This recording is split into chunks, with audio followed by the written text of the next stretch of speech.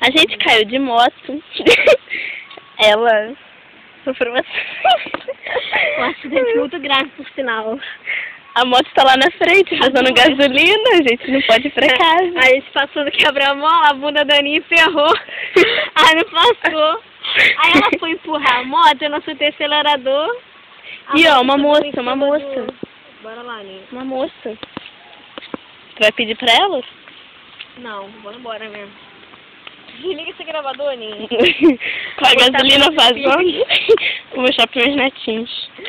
Porque meus filhos não, porque eu não posso mostrar minhas merdas pros meus filhos, entendeu?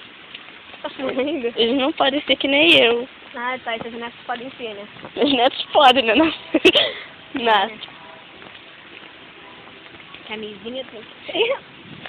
Desliga aí, Aninha. Eu tô com medo de ligar. Tô com medo de ligar a moto. Quem precisa de você agora? Sei lá. Deixa comigo ele que agora. A moto toda fodida. É, se vira! Tá ligada ainda nessa merda? Tá, você vai cair. E eu vou estar filmando.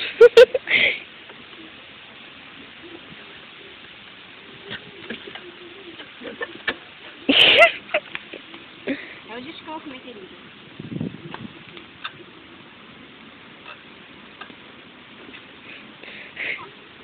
Tá doendo, tá doendo. Que isso? Posso? Ah, eu tô com medo. Olha. Tira a mão. Sei lá. Tô cheio de gasolina, cheira. Tá, vou parar de filmar. Beijos. Até mais. Dá tchau. É hora de dar tchau.